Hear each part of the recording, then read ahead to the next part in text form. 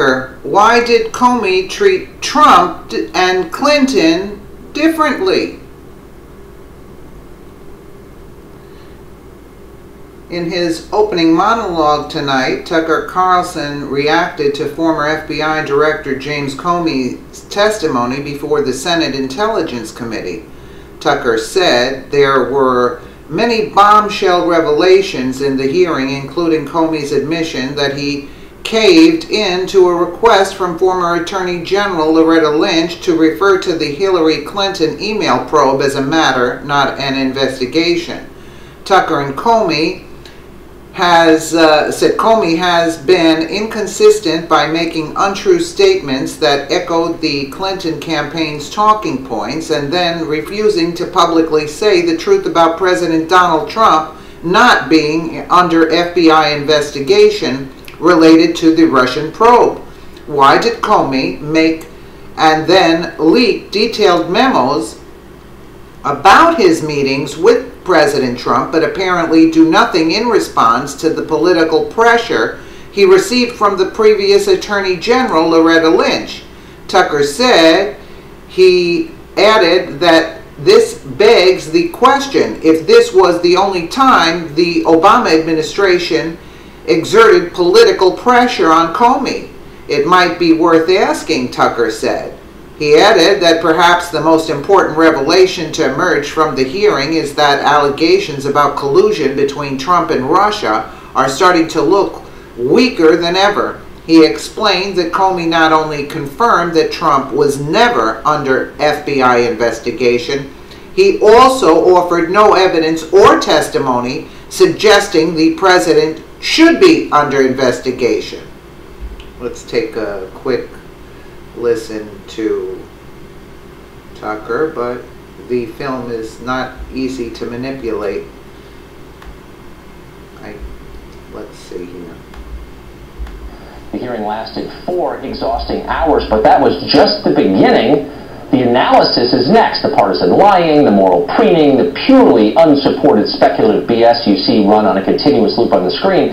That'll no doubt go on for weeks, if not years, as each faction tries to get the jump on writing its version of history. Our advice, approach it all with skepticism. There's an awful lot of propaganda out there. Here, in our opinion anyway, is what actually happened today and what we learned from it. First, all those leaks you've been reading about lately, at least one of them came from the director of the FBI himself. We know this because Comey admitted it. After being fired, Comey concedes he sent a memo describing a meeting he'd had with the president to a friend of his, who then gave it to the New York Times. Comey explained he did this to try to force the appointment of a special prosecutor. It didn't dawn on me originally that there might be corroboration for our conversation. There might be a tape. And my judgment was I needed to get that out into the public square. And so I asked a friend of mine to share the content of the memo with a reporter. Didn't do it myself for a variety of reasons, but I asked him to because I thought that might prompt the appointment of a special counsel. Well, second, we learned that many of the other leaks and big scoops from major news outlets are lies. In February, for example, the New York Times published a piece entitled "Trump Campaign Aides Had Repeated Contacts with Russian Intelligence," and it cited those ubiquitous current and former American officials you see quoted in virtually every story these days. According to Comey, the article was garbage. That report by the New York Times was not true. Is that a fair statement? Yeah, in the main, it was not true. The people talking about it often don't really know what's going on, and those of us who actually know what's going on are not talking about it. And we don't call the press to say, hey, you got that thing wrong about this sensitive topic. We just have to leave it there. Unless we're leaking to the press ourselves. But that wasn't the only lie that made it into the news cycle recently. On Tuesday, CNN cited an unnamed source to claim that James Comey would deny ever telling President Trump he wasn't under investigation. Trump claimed that he told him that 3 times. CNN said that's not true.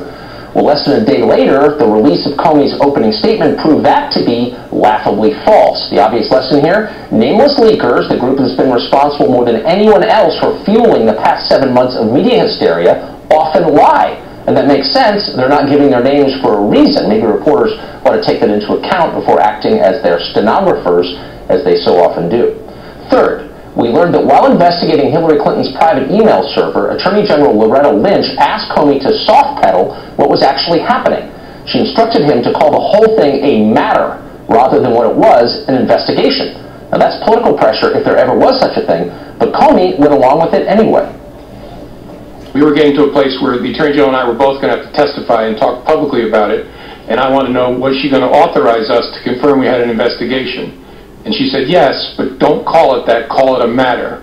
And I said, why would I do that? Had Trump done that, what would have happened? She said, just call it a matter. It gave the impression that the Attorney General was looking to align the way we talked about our work with the way a political campaign was describing the same activity, which was inaccurate. But wait, there's inconsistent behavior here. Why did Comey agree to make untrue statements that echoed the Clinton campaign's talking points, he just admitted he did that, and then refused to publicly say something completely true about President Trump, namely that he was not under investigation? Why did Comey make and then leak detailed memos about his meetings with President Trump, Absolutely. but apparently do nothing in response to the political pressure he received from the previous Attorney General, Loretta Lynch? And was this the only time that the Obama administration exerted political pressure on James Comey? I'm sure we still don't know the answer to that last question, and it might be worth asking. Fourth, we learned today that President Trump talks and acts a lot like a New York City real estate developer, one who is highly aggressive and does not understand the importance of precise language or care. Correct. Comey's testimony reveals a president who is used to the world of business, where the guy on top wields absolute authority, and who doesn't yet grasp the sometimes vital nuances of managing the executive branch of government. Now, those nuances can be taught, obviously, but Comey also revealed that for some reason he didn't bother helping the president with this, and instead let him just flail around and then took notes on it. You told the president, I would see what we could do. What did you mean?